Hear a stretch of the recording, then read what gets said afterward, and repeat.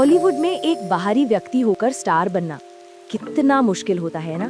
आज हम एक ऐसे ही एक्टर की कहानी पर बात करेंगे जिसने न सिर्फ ये कर दिखाया बल्कि सिनेमा के कुछ नियमों को ही बदल दिया। ये कहानी है लगन की, धैर्य की और हाँ, आयुष्मान खुराना की। मेहनत करते रहो, एक दिन लोग तुम्हारी कहानी सुनाना चाहेंगे। वाह, इस एक लाइन में ना आयुष्मान खुराना के पूरे सफर का सार छिपा है। ये एक ऐसे कलाकार की कहानी है जिसने सिर्फ सपने नहीं देखे बल्कि उन्हें सच करने के लिए अपनी किस्मत खुद गढ़ी। तो ये कहानी शुरू कहाँ से होती है? चलिए चलते हैं कहानी के पहले हिस्से में, चंडीगढ़ का एक सपना। ये कहानी है एक अंडरडॉग की, मतलब एक ऐसा लड़का जो 1984 में चंडीगढ़ में पैदा हुआ। एक्टिंग, सिंगिंग और मिमिक्री का जुनून तो कूट कूट कर भरा था, लेकिन बॉलीवुड का रास्ता वो तो दूर दूर तक कहीं नजर नहीं आता था। बिना किसी फिल्मी बैकग्राउंड के ये सपना एक नामुमकिन सी लगने वाली चढ़ाई जैसा था। तो फिर इस सपने को हकीकत में बदलने के लिए पहला कदम क्या था? चलिए आगे बढ़ते हैं भाग 2 में, प्रसिद्धि का पहला स्वाद। देखिए, अपने हुनर को तराशने की शुरुआत तो उन्होंने कॉलेज थिएटर से ही कर दी थी, लेकिन जो असली पहचान मिली, जो पहला बड़ा ब्रेक था ना, वो मिला 2004 में, जब उन्होंने MTV रोडीज का दूसरा सीजन जीता। उस वक्त ये जीत किसी भी नौजवान के लिए शोहरत की पहली सीढ़ी चढ़ने जैसा था। तो अब सवाल ये है कि एक पॉपुलर टीवी शो जीत लिया तो क्या बॉलीवुड का रास्ता आसान हो गया था?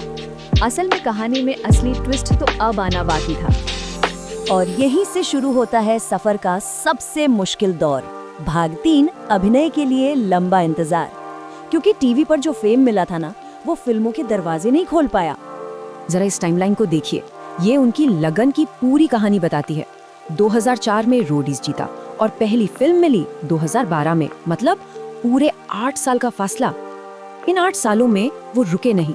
उन्होंने एक आरजे और वीजे के तौर पर काम किया, कैमरे के सामने रहने की कला सीखी और बस सही मौके का इंतजार करते रहे। सोच कर देखिए, एक तरफ वो इंडियाज गॉट टैलेंट जैसे देश के सबसे बड़े शो होस्ट कर रहे थे, पूरा देश उन्हें पहचानता था, लेकिन उनका जो असली सपना था एक्टर बनने का, वो अभी भी दूर था। रिजेक्शन पर रिजेक्शन मिलते रहे, पर उन्होंने उम्मीद का दामन नहीं छोड़ा। और फिर सालों का वो इंतजार, वो मेहनत आखिर रंग लाई। अब आते हैं कहानी के सबसे अहम मोड़ पर, भाग 4, विकी डोनर से मिली सफलता। साल था 2012। ये वो साल था जिसने उनके करियर की कहानी को हमेशा हमेशा के लिए बदल दिया। विकी डोनर की कामयाबी कोई मामूली कामयाबी नहीं थी, ये एक डबल धमाका था।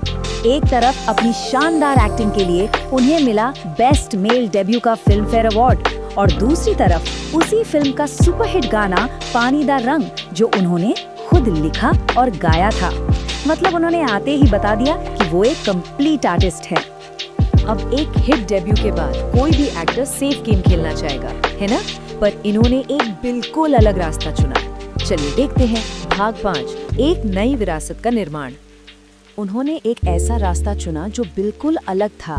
दम लगा के हईशा से लेकर बरेली की बर्फी और शुभ मंगल सावधान तक, उन्होंने आम आदमी की उन कहानियों को चुना जिन पर मेन स्ट्रीम सिनेमा बात करने से भी हिचकिचाता था, और यही उनका खास ब्रांड बन गया।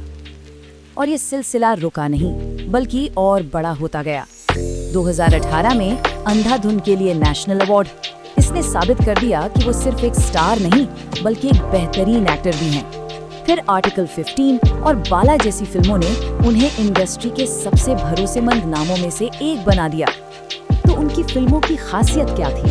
देखिए, उनकी हर फिल्म सिर्फ मनोरंजन नहीं थी, बल्कि वो समाज में एक नई बातचीत शुरू करती थी, एक नया सामाजिक संदेश देती थी। उन्होंने अपनी कला का इस्तेमाल सीमाओं को तोड़ने के लिए किया। तो इस पूरे सफर से क्या सीखने को मिलता है? आइए इस कहानी के आखिरी हिस्से में इसे समझते हैं। भाग 6, आयुष्मान खुराना से मिली सीख। उनकी कहानी से न सफलता के 4 साफ सबक मिलते हैं। पहला, शुरुआत छोटी ही सही, पर अपने हुनर को मांझते रहो। दूसरा, जब लंबा इंतजार करना पड़े तो हिम्मत मत हारो, सब्र रखो। तीसरा, जब सही मौका मिले तो उसे दोनों हाथों से पकड़ लो। और चौथा, भीड़ के पीछे मत भागो, अपनी एक अलग पहचान बनाओ। और आखिर में उन्हीं की एक बात के साथ इस कहानी को खत्म करते हैं। सपने तब तक काम नहीं करते जब तक आप नहीं करते।